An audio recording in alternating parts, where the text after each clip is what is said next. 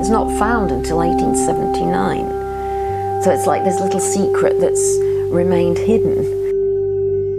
This idea of respect and tolerance for various religions, ethnic groups and people, it's something that we still, I think, are grappling with, and we need to have a blueprint. I think this is one of these ancient ones.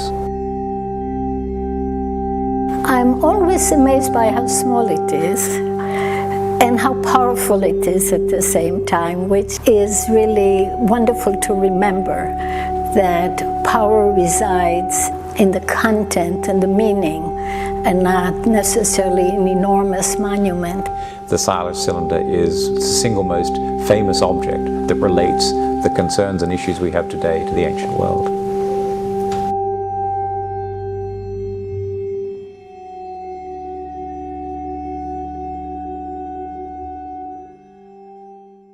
The Cyrus Cylinder is a cuneiform inscription which records Cyrus the Great's conquest of Babylon and some of his great achievements, and in particular says that people who had been displaced under the Babylonian regime could go back to the homes that they came from, and that the gods, the statues of the gods that they worship, could also return to their temples. In the cylinder itself, Cyrus gives voice to policies that are unique in the ancient world.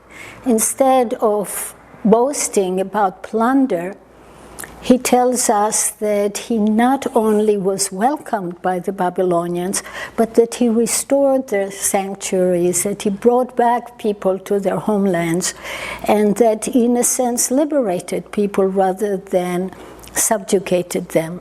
So it describes a different way of being a monarch in the ancient world. And this is not something that previous rulers have done. And not many rulers have done it since.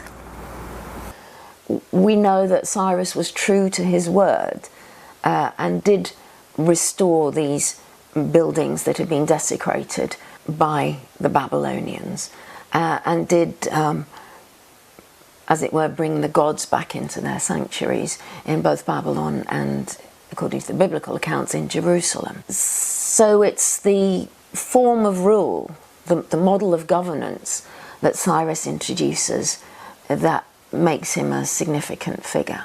I think the empire that he establishes is the first great ancient empire, which goes from the Indus River all the way to the Mediterranean. It brings together these diverse civilizations that were all important, but now they're all put together, and they're in contact with each other. He was a great conqueror, so it wasn't that he was in any way a pacifist or opposed to the use of force. I mean, you don't build a great empire without conquering other peoples, and he did that.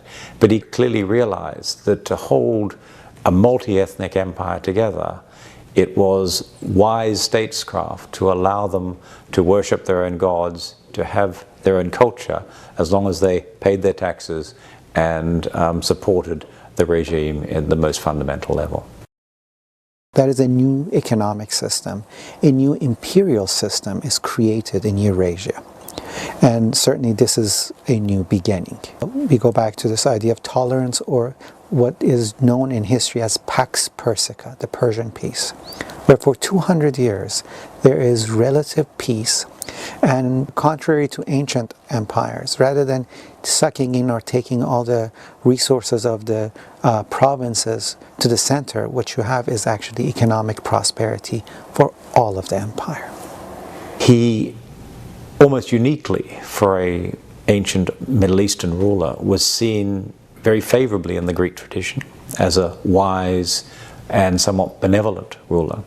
And likewise in the Old Testament he appears as a hero effectively for the Jewish people, because it was he who allowed the exiles, the Jews who had been displaced from Jerusalem and elsewhere in Judah to Babylon by Nebuchadnezzar. They were allowed to return and rebuild their temple. According to the Bible, Cyrus issued a decree that appointed and commissioned Jews to go back home, to go and build their temple and to restructure and restart life in their homeland.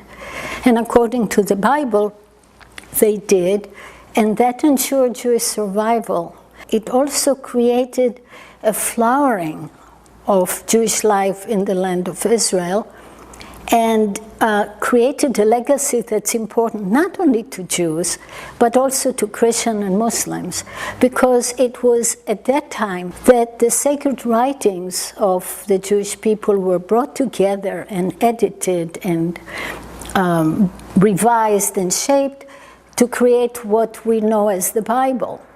So one can say that the Bible that we have was decisively shaped in the time of the Persian Empire under Persian rule, and none of this would have been possible without Cyrus. The discovery of the Cyrus Cylinder was particularly important because we had the stories about Cyrus from the Greek writers and in the Old Testament, which painted this very positive picture of him, but was hard to know which elements of this were historically correct and what might have been in some way edited or adapted to the narrative of these writers. Here was an inscription from Cyrus's own day which said explicitly that those who had been displaced in and around Babylonia could return with their gods to where they had come from. So this was contemporary confirmation that these other records did have a basis in historical truth. I mean, it's not found until 1879. So it's like this little secret that's remained hidden until it's unearthed in the foundations of the temple in Babylon. And it adds credence to the understanding of Cyrus that you find in the Bible and in the classical Greek texts. You know, it's not until you read translations of the inscription that you begin to hear the voice of Cyrus speaking. And I think that's its significance for me, is that it's a voice calling down through 2,500 years and telling us of one ruler's vision as to what might be possible.